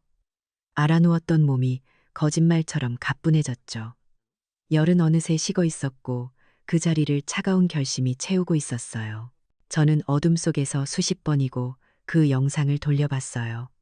볼 때마다 상처가 헤집어지는 아픔을 느꼈지만 동시에 제 안에 무언가가 단단하게 굳어지는 것을 느꼈죠. 당장 3층으로 달려가 이 영상을 집어던지고 싶었지만 저는 참았어요. 하윤이는 분명 또 다른 거짓말로 빠져나갈 거예요. 감정적인 대응은 어리석은 짓이었죠. 저에게는 계획이 필요했어요. 다음 날 아침 저는 제법 말끔한 얼굴로 집을 나섰어요. 그리고 수소문 끝에 억울하게 가게를 그만둬야 했던 은지의 작은 자취방을 찾아갔죠. 은지는 저를 보고 깜짝 놀랐지만 이내 걱정스러운 얼굴로 저를 방 안으로 들였어요. 저는 은지의 손을 잡고 진심으로 사과했어요. 은지야, 정말 미안하다. 내가 어리석어서 사람을 제대로 보지 못했어. 그리고는 휴대폰을 꺼내 하윤이의 영상을 보여주었죠. 영상을 보는 지의 얼굴은 충격과 분노로 일그러졌어요. 이내 억울했던 지난날이 떠올랐는지 눈물을 펑펑 쏟았죠. 저는 눈물을 닦아주며 제안했어요. 다시 가게로 돌아와 달라고요. 예전보다 월급도 훨씬 많이 주고 이제는 내가 너의 든든한 버팀목이 되어주겠다고 약속했어요. 그리고 나의 눈과 귀가 되어달라고 부탁했죠. 은지는 눈물을 닦고 망설임 없이 고개를 끄덕였어요. 그렇게 저는 첫 번째 동맹군을 얻었답니다. 그날 이후 가게의 한가한 오후 시간은 저의 작은 교실이 되었어요. 은지는 제게 스마트폰 활용법을 차근차근 가르쳐 주었죠. 사실 몇 년 전에 마포구 노인복지관에서 기초반을 듣긴 했지만 쓸 일이 없어 다 잊어버렸거든요. 은지는 제게 모바일 뱅킹 앱 사용법을 알려주었어요. 실시간으로 계좌 잔액을 확인하고 거래 내역을 조회하고 그리고 가장 중요한 것, 바로 카드 분실 신고와 계좌를 즉시 정지시키는 방법을요. 화면 속 작은 글씨들이 눈에 잘 들어오지는 않았지만 저는 필사적으로 배웠어요. 새로운 기능을 하나씩 익힐 때마다 저는 빼앗겼던 제 권리를 하나씩 되찾아오는 기분이었죠. 통장 속에 잠자고 있던 숫자들이 이제는 제가 직접 지키고 통제할 수 있는 실질적인 힘이 되어 돌아오고 있었어요. 그날 밤 저는 다시 주방의 낡은 식탁 앞에 앉았어요. 제 앞에는 수십 년 된 가계부가 펼쳐져 있었죠. 하지만 저는 더 이상 지출 내역을 기록하지 않았어요. 가계부의 깨끗한 페이지 위에 저는 한 글자 한 글자 저의 복수 계획을 써내려가기 시작했어요. 하윤이가 찍어 올렸던 깁스 사진이 제 계획의 첫 번째 단서가 되었죠. 하윤이가 그토록 원하던 유럽 여행은 미끼가 될 것이고 아무것도 모르는 제 아들 지훈이는 가장 중요한 증인이 될 것이었어요. 제 마음속에서는 더 이상 슬픔이나 미련 같은 감정은 찾아볼 수 없었어요. 오직 차갑고 날카로운 전략만이 번뜩이고 있었죠. 연기를 좋아한다고? 세상에서 가장 큰 무대를 만들어주마. 다시는 내려올 수 없는 아주 화려한 무대를. 저는 어두운 주방 창문에 비친 제 모습을 바라보았어요. 며칠 전까지만 해도 절망에 빠져 있던 늙고 병든 여인은 이제 없었어요. 그 자리엔 강철 같은 눈빛을 한 낯선 여인이 앉아 있었죠. 제 입가에 조용하고도 단호한 미소가 번졌어요. 이제 사냥을 시작할 시간이었습니다. 계획을 실행에 옮기기로 결심한 날, 저는 모처럼 외출 준비를 했어요. 수십 년간 입었던 낡은 옷 대신 장롱 깊숙한 곳에 넣어두었던 가장 좋은 옷을 꺼내 입었죠. 제 발걸음이 향한 곳은 압구정의 한 고급 여행사였어요. 눈이 휘둥그레지는 화려한 여행 상품 책자들이 가득한 곳이었죠. 저는 가장 두껍고 좋아 보이는 책자를 펼쳐들었어요. 파리, 로마, 스위스, 며느리 하윤이가 친구들 얘기를 하며 그토록 부러워하던 장소들이 모두 그 안에 있었죠. 저는 망설이지 않고 가장 비싼 프리미엄 패키지를 선택했어요. 그리고 예약자 명단에 세 사람의 이름을 또박또박 적어 넣었죠. 바로 저, 박서연, 그리고 제 아들 이지훈, 마지막으로 제 사랑하는 손녀 이서아. 며칠 뒤 여행사에서 보낸 두툼한 서류 봉투가 집으로 배달되었어요. 안에는 반짝이는 종이로 인쇄된 항공권과 보기만 해도 가슴 설레는 여행 일정표가 들어 있었죠. 저는 그 서류 봉투를 마치 아주 중요한 보물처럼 들고 3층 거실로 올라갔어요. 그리고 휠체어에 앉아 무료하게 TV를 보고 있는 하윤이가 절대 놓칠 수 없는 곳. 바로 거실 탁자 한가운데에 아주 우연히 올려두었죠. 여행사의 번쩍이는 금색 로고가 위로 오도록 방향까지 세심하게 맞추는 것도 잊지 않았어요. 모든 준비는 끝났어요. 저는 아무 일 없다는 듯 태연하게 1층 가게로 내려왔어요. 심장은 두려움과 기대감으로 미친 듯이 뛰고 있었지만요. 저는 주방에서 묵묵히 깍두기를 담갔어요. 하지만 제 모든 신경은 3층 거실에 쏠려 있었죠. 이윽고 위층에서 종이가 바스락거리는 소리가 들려왔어요. 그리고 잠시 후 날카롭게 숨을 들이켜는 소리가 들렸죠. 미끼를 문 거예요. 어머님, 분노의 찬며느리의 고함 소리가 온 집안을 쩌렁쩌렁 울렸어요. 저는 그 소리를 신호탄 삼아 앞치마를 벗고 천천히 아주 천천히 계단을 오르기 시작했어요. 한 걸음 한 걸음 내디딜 때마다 지난 세월의 억울함과 서름이 제 발밑에서 부서져 내리는 것 같았죠. 거실 풍경은 제가 상상했던 그대로였어요. 하윤이는 여행 서류를 손에 구겨쥔 채 방 한가운데에 떡하니 서 있었어요. 그토록 아프다던 다리로 말이죠. 텅 빈 휠체어는 마치 버려진 무대 소품처럼 한쪽에 뒹굴고 있었고요. 하윤이의 얼굴은 분노로 붉게 달아올라 있었어요. 그리고 연극의 마지막 배우가 등장할 시간이었죠. 마치 잘 짜인 각본처럼 현관문이 열리면서 퇴근한 아들 지훈이가 들어섰어요. 피곤에 절어있던 지훈이의 얼굴은 눈앞의 광경을 보고 그대로 굳어버렸죠. 아들의 눈에는 이 상황이 얼마나 기괴하게 보였을까요? 세상에서 가장 차분한 표정의 어머니, 서서 악을 쓰고 있는 아내, 그리고 주인을 잃은 텅 빈 휠체어. 지훈이는 어안이 벙벙해서는 간신히 입을 뗐어요. 하윤아, 너 다리는? 아들의 그 한마디에 하윤이의 분노는 잠시 당황으로 바뀌는 듯했어요. 하지만 이내 자기가 무슨 실수를 했는지 깨달았겠죠. 지훈이의 얼굴에 떠오른 감정의 변화를 저는 똑똑히 보았어요. 혼란스러움은 곧 의심으로, 의심은 끔찍한 깨달음으로 변해가고 있었죠. 그동안 무심코 지나쳤던 아내의 과장된 아픔, 저의 끝을 모르던 피로. 그 모든 조각들이 아들의 머릿속에서 비로소 제자리를 찾아가고 있는 것이었어요.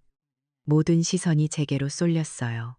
저는 조금도 당황하지 않았어요. 며느리의 멀쩡한 두 다리를 한번, 그리고 여전히 상황 파악이 안 되는 아들의 얼굴을 한번 쳐다본 뒤, 저는 아주 상냥하고 나긋나긋한 목소리로 말했죠. 제 인생 최고의 연기였을지도 몰라요. 어머, 우리 아가, 그렇게 다리가 아파서 어쩌니. 유럽은 걷는 데가 정말 많은데 너처럼 다리가 부러진 애가 어떻게 가겠어. 너는 집에서 푹 쉬면서 몸조리나 잘하렴. 제 말에 하윤이는 잠시 할 말을 잃은 듯 입만 뻥긋거렸어요. 아마 그 짧은 순간에도 머릿속으로 새로운 거짓말을 수백 개는 지어내고 있었겠죠. 하지만 저는 며느리에게 그럴 기회를 줄 생각이 전혀 없었어요. 저는 조용히 거실에 스마트 TV 앞으로 걸어갔어요. 그리고 주머니에서 휴대폰을 꺼내들었죠. 은지에게서 배운 대로 저는 익숙하게 몇 번 화면을 두드려 휴대폰과 TV를 연결했어요. 그리고 아들을 향해 말했죠. 지훈아, 너도 이걸 좀 봐야겠다. 제가 재생 버튼을 누르자 65인치 대형 화면에 며칠 전의 영상이 생생하게 펼쳐졌어요. 깁스는 내팽개친 채 러닝머신 위를 쌩쌩 달리는 하윤이의 모습, 그리고 친구와 통화하며 저를 조롱하고 자신의 사기극을 자랑하는 목소리가 거실을 가득 채웠죠. 러닝머신이 윙윙거리는 소리, 하윤이의 경멸 가득한 웃음소리, 순진한 늙은이라 속이기도 쉽다고 말하는 잔인한 한마디 한마디가 대사처럼 선명하게 울려 퍼졌어요. 저는 아들 지훈이의 얼굴을 바라봤어요. 충격과 불신, 그리고 깊고 처참한 상처, 마지막으로 차가운 분노로 변해가는 그 모든 과정을요. 아들이 받은 배신감은 단지 저를 향한 것이 아니었을 거예요. 자신이 그토록 지키고 싶었던 가족, 자신이 밤낮으로 일하며 지탱해온 모든 것이 아내의 추악한 거짓말 위에 세워진 모래성이었다는 사실을 깨달은 거겠죠. 영상이 끝나자 거실에는 무거운 침묵만이 흘렀어요. 하윤이의 얼굴은 새하얗게 질려 있었죠. 분노는 사라지고 오직 공포만이 남아 있었어요. 며느리는 그 자리에 주저앉았어요. 이번에는 연기가 아니었죠. 자신의 모든 것이 탈로 났다는 절망감에 다리가 풀려버린 거예요. 하윤이는 제게 기어와서는 바짓가랑이를 붙잡고 울며 매달렸어요. 어머님, 제가 잘못했어요.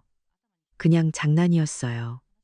제발, 제발 한 번만 용서해 주세요. 지훈 씨, 당신도 말 좀 해봐요. 저는 차가운 눈으로 며느리를 내려다보았어요. 제 마음은 이제 단단한 돌처럼 굳어 아무런 감정도 느껴지지 않았죠. 저는 하윤이의 손을 조용히 떼어낸 뒤 넋이 나간 아들을 향해 말했어요. 지훈아, 이건 단순한 거짓말이 아니야. 내 사랑과 희생에 대한 모독이다. 내 아내의 일이니 이제 네가 결정하거라. 저는 제 역할을 다했다는 듯 조용히 방을 빠져나오려 했어요. 그리고 문 앞에서 마지막으로 한마디를 덧붙였죠. 두 사람이 똑똑히 들을 수 있도록 크고 분명한 목소리로요. 아, 그리고 동네 반장님께는 내가 이미 다 말씀드렸다. 우리 며느리가 기적적으로 다 나았고 그동안의 소동은 다 오해였다고. 우리 가게 안전에 대해 더 이상 헛소문이 돌면 안 되니까 말이다. 이 마지막 말은 아들이나 며느리에게 한 말이 아니었어요. 바로 저 자신에게 한 말이었죠.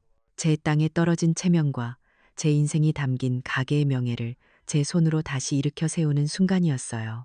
화려했던 연극에 막이 내렸고 진짜 연출가가 누구였는지 비로소 모두가 알게 된 것이었습니다. 그 폭풍 같던 밤이 지나고 다음 날 아침이 밝았어요. 3층에서는 아무 소리도 들리지 않았죠.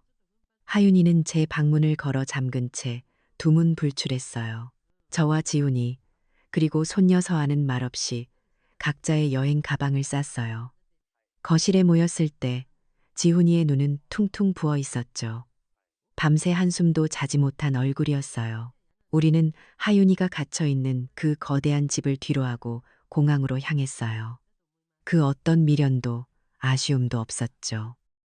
유럽에서의 이주는 제게 단순한 여행이 아니었어요. 그건 일종의 치유의 시간이었죠. 처음 며칠간 지훈이는 거의 말을 하지 않았어요. 그저 멍하니 창밖만 바라보거나 깊은 생각에 잠겨 있었죠. 저는 아들을 재촉하지 않았어요. 스스로 정리할 시간이 필요하다는 걸 알았으니까요. 우리의 첫 번째 진짜 대화는 스위스의 작은 산골 마을 카페에서 이루어졌어요. 창밖으로는 그림 같은 알프스 산맥이 펼쳐져 있었죠. 따뜻한 커피 잔을 앞에 두고 아들은 마침내 무거운 입을 열었어요. 아들의 목소리는 죄책감으로 젖어 있었죠. 어머니, 죄송해요. 저는 정말 장님이었어요. 회사 일에 미쳐서 어머니가 얼마나 힘드셨는지, 그리고 그 사람이 우리 모두를 어떻게 속이고 있었는지 전혀 몰랐어요. 저는 수십 년 만에 처음으로 아들의 진심을 듣고 있었어요. 저는 아들의 손을 잡으며 말했죠. 너를 탓하지 않는다고요. 하지만 우리 모두가 이번 일을 통해 배워야 할 교훈이 있다고. 그렇게 우리는 아주 오랫동안 서로의 마음속에 쌓아두었던 이야기들을 풀어놓았어요. 수십 년의 세월을 뛰어넘어 엄마와 아들은 비로소 서로를 깊이 마주보고 있었죠. 그 시간, 서울에 홀로 남겨진 하윤이는 무슨 생각을 하고 있었을까요? 나중에 들은 이야기와 우리가 돌아와서 본 광경을 종합해보면 며느리의 마음속에서는 복수심이 들끓고 있었던 것 같아요. 굴욕감과 버림받았다는 생각에 이성을 잃어버린 거죠. 하윤이는 집안을 닥치는 대로 부수기 시작했어요. 제가 아끼던 화병을 깨뜨리고 가족 사진을 갈기갈기 찢어버렸죠. 그건 마치 자신의 파괴적인 본성을 그대로 드러내는 것만 같았어요. 2주간의 여행이 끝나고 우리는 집으로 돌아왔어요. 그리고 문을 여는 순간 우리는 마치 폭풍이 휩쓸고 지나간 듯한 광경과 마주해야 했죠. 집안은 온통 난장판이었어요. 지훈이는 할 말을 잃고 망연자실했지만 저는 이상할 정도로 차분했어요. 어쩌면 이런 결과를 예상하고 있었는지도 모르죠. 그때 난장판 속에서 하윤이가 모습을 드러냈어요. 패배자의 모습이 아니었죠. 머리부터 발끝까지 번쩍이는 명품으로 치장한 채 의기양양한 표정으로 우리 앞에 섰어요. 며느리는 비웃음을 흘리며 말했어요. 여행은 즐거우셨나? 깜짝 놀랐지. 내가 집안 분위기를 좀 바꿔봤어. 그리고 어머님 돈으로 쇼핑도 좀 했지. 내가 그동안 받은 고통에 대한 보상이라고 생각해. 며느리는 자기가 최후의 일격을 날렸다고 믿는 것 같았어요. 저는 그런 며느리를 환한 기색 하나 없이 오히려 가엾다는 눈빛으로 바라보았어요. 그리고 아주 조용히 입을 열었죠. 아가, 쇼핑은 즐거웠니? 그랬다면 다행이구나. 그런데 내가 한 가지 알려줄 게 있단다.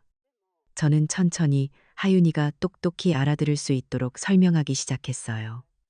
우리가 공항으로 떠나던 날 아침, 내가 가진 모든 은행과 카드사에 전화를 걸었단다.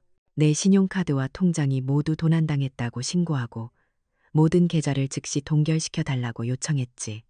하윤이의 얼굴에서 의기양양하던 미소가 서서히 굳어가는 게 보였어요.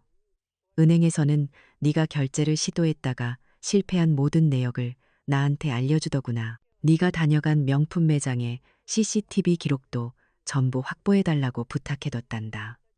넌 내 돈을 단 한 푼도 쓰지 못했어. 대신 네가 절도와 사기를 시도했다는 아주 상세한 증거만 남겨줬을 뿐이지. 하윤이의 얼굴이 새하얗게 질렸어요. 이 마지막 발악마저 처참하게 실패로 돌아간 거죠. 이 모든 광경을 지켜보던 지훈이의 얼굴은 돌처럼 차갑게 굳어 있었어요. 아들은 더 이상 어떤 망설임도 없었어요. 아내는 자신의 아내에게 짐을 싸서 당장 나가라고 말했어요. 이혼 서류는 이미 변호사를 통해 준비 중이라고 덧붙였죠. 저는 승리에 취해 있지 않았어요. 그저 묵묵히 앞으로 나아갔죠. 며칠 뒤 저는 마포구의 건물을 부동산에 내놓았어요. 너무 많은 아픈 기억이 깃든 곳이었고 서울의 부동산 가격이 최고점일 때 파는 것이 현명한 판단이었으니까요. 저는 그 돈으로 속초에 있는 바다가 보이는 아담한 아파트를 샀어요. 서울 사람들이 은퇴 후 가장 살고 싶어 하는 곳 중 하나죠. 그곳은 평화롭고 온전히 저만의 공간이었어요. 그리고 남은 돈의 대부분은 제 손녀 서아의 이름으로 신탁 펀드를 만들어 넣어두었어요. 제가 은지에게서 배웠던 바로 그 모바일 뱅킹을 이용해 직접 관리했죠. 손주를 위하는 할머니의 전통적인 마음에 제 자신을 지키기 위해 배웠던 현대 기술을 결합한 거예요. 그것이야말로 제가 이룬 가장 완전한 승리였답니다. 시간이 흘러 석 달 뒤, 저는 속초의 아파트 발코니에 앉아 따뜻한 차를 마시고 있었어요. 눈앞에는 푸른 동의 바다가 펼쳐져 있었고, 저 아래 백사장에서는 손녀 서아가 즐겁게 뛰어놀고 있었죠. 지훈이는 다행히 근처 지점으로 발령을 받아 주말마다 저를 찾아왔어요. 그날도 서아가 제게 달려와 물었어요. 할머니, 후회하지 않으세요? 저는 평화로운 미소를 지으며 대답했죠. 아니, 아가. 전혀 후회하지 않는단다. 인생은 내게 침묵하는 것이 미덕이 아니라고 가르쳐 줬어. 때로는 자기 자신을 위해 용감하게 일어서는 것이 가장 중요하고 가장 위대한 사랑이라는 걸 말이야. 저 멀리 수평선 위로 새벽의 태양이 떠오르고 있었어요. 저와 지훈이 그리고 서아, 시련을 통해 더 단단해진 우리 세 식구는 함께 그 눈부신 풍경을 바라보고 있었죠. 제 복수는 끝났지만 제 진짜 인생은 이제 막 시작되고 있었으니까요. 박서연 씨의 이야기는 우리에게 보여줘요. 부당함을 묵묵히 참아내는 것이 언제나 미덕은 아니라는 것을요. 때로는 자신의 존엄성을 위해 단호하게 선을 긋는 용기야말로 자기 자신과 진정한 가족을 지키는 가장 현명하고 큰 사랑이 될 수 있거든요.